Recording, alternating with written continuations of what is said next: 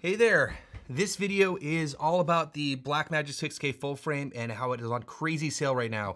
So if you're watching this video later, this video may not be as relevant, but if you don't know, Blackmagic has a crazy good sale on the 6K full frame. I want to talk about that, and I have a bunch of questions and thoughts about Blackmagic in general and this camera and all that sort of stuff. So just to let you know, I did actually buy this. I am a big fan of Blackmagic and their cameras. They have amazing image quality. I've used them over the years.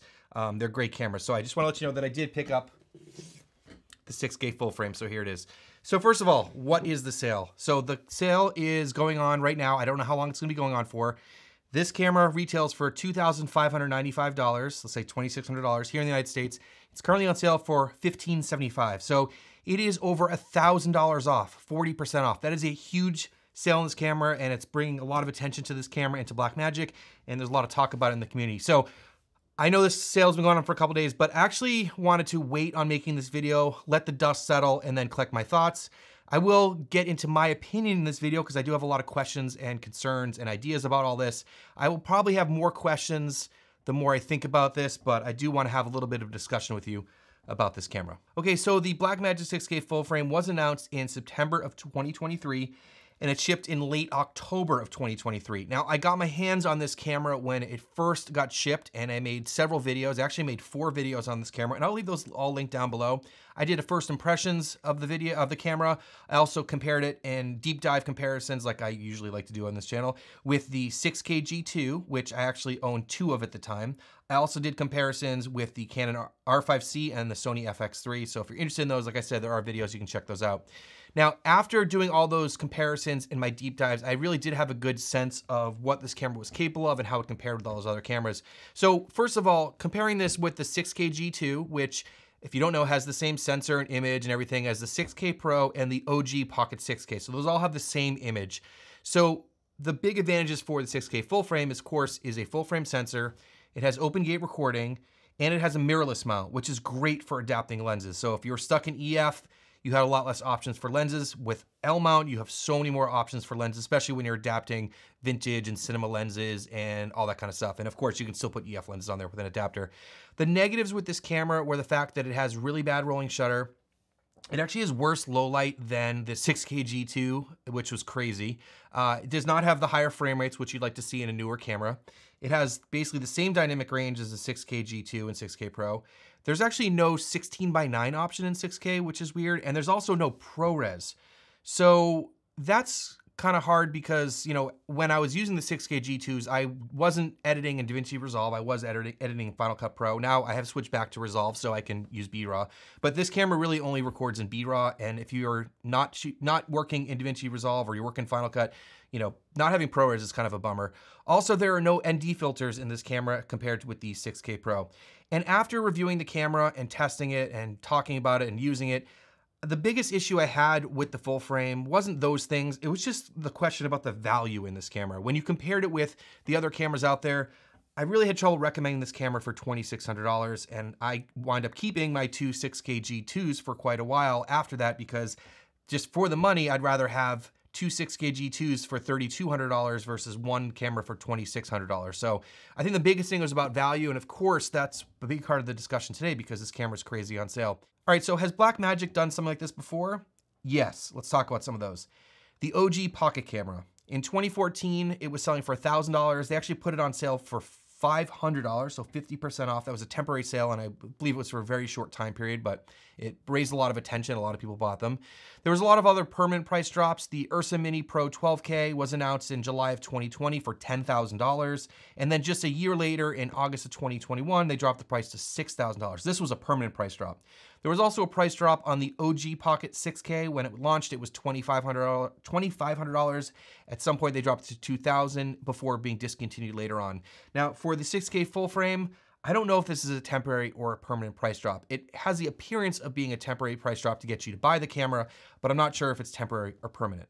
All right, so now into sort of the meat of the discussion here. Why are they doing this? This is the biggest question. My guess is that sales were pretty low on the 6K full frame, and in my opinion, the price was too high for this camera.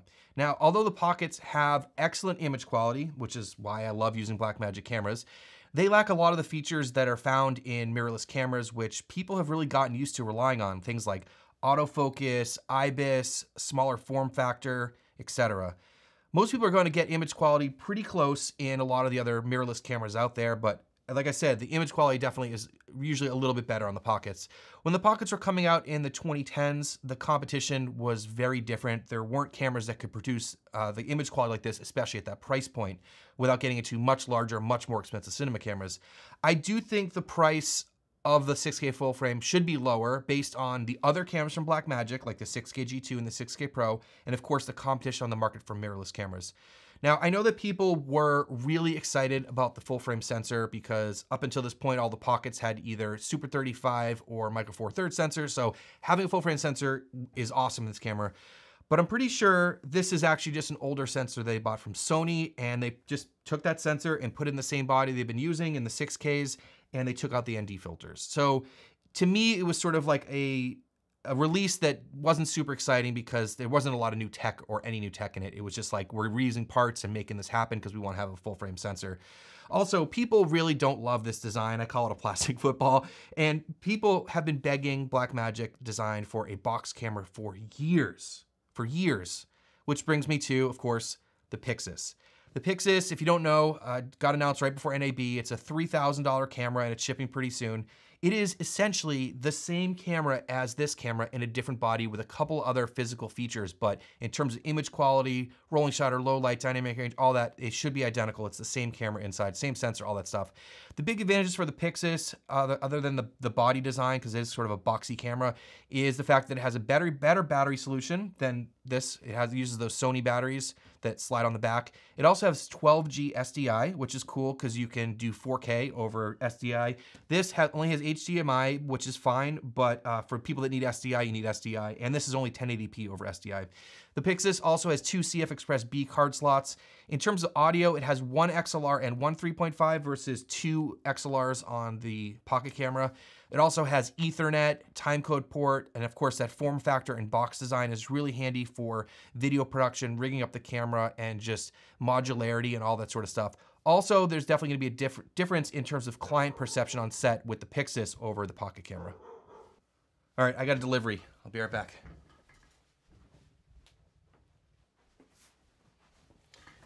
Well, another package from B&H Photo, my favorite store. More cool stuff coming up on the channel. Make sure you hit subscribe. All right, so this brings me on to the next part of my discussion is that, will this camera get discontinued? And that's something I've been thinking about more and more over the last few days. So that also begs the question, was this camera necessary or should they have just sold the Pixis? So the question there is this a limited time offer or is this going to be a permanent price drop till they get rid of the camera? So looking at their website, it does say on their home screen that this camera is a limited offer and has limited availability. There was also their Instagram and Facebook posts that they put out when they announced this, that the special price for the Blackmagic Cinema Camera 6K is available immediately from Blackmagic Design resellers worldwide for $15.75. However, stock is extremely limited. That makes me think that they are gonna sell this camera out at this low price and move on, but of course we'll have to wait and see. So maybe this camera didn't sell very well, which I'm kind of thinking that's the case, and it's just being replaced by the Pixis since it's the same camera inside, and people have wanted that box design for a long time. I remember hearing over and over from other creators and filmmakers that if Blackmagic just made a full frame camera in a box, people would buy it. Well, they did that, and they're selling it for $3,000, and there's not much of a price difference between that and the retail price of the 6K full frame because that was selling for $2,600. So what about the other pocket cameras? Of course, remember the 6K Pro, the 6K G2, and the OG 6K, they all have the same image and sensor and all that stuff. The 6K Pro is currently selling for $25.35 and the 6K G2 is selling for $15.95. Those were not reduced in price when this camera was reduced in price. It's really tough to see where the 6K full frame fits in this lineup at the price of $1,600 without the 6K Pro and 6K G2 getting reduced in price because they didn't change those prices. Now, what happens if the price goes back up to the original retail price of $25.95? Then I think it's just as confusing as it was before, and I don't think this camera will sell very well because I don't think it has so far with the other options out there. Like I said, when I did my reviews back in the fall of 2023, I'd recommend the 6K G2 at $1,600 over this camera for $2,600. So the next thing this leads me is a question about if Blackmagic is just kind of struggling with pricing their products. And I think that might be something to do with it here. They might be just adjusting to a different time, because back in the 2010s, their image quality was vastly superior and people were willing to give up some of the conveniences of mirrorless cameras for cameras like the 4K and the 6K and those things. But now there's a lot more competition, and the image quality coming out of a lot of the mirrorless cameras are really good for roughly the same price as the pocket cameras. So maybe they're just trying to figure out their pricing, and they're sort of struggling with that a little bit. And this also gets me to think about their other release, which was the Ursa Cine 12K that got announced alongside the Pixis right before NAB. Now, that camera is selling for $15,000.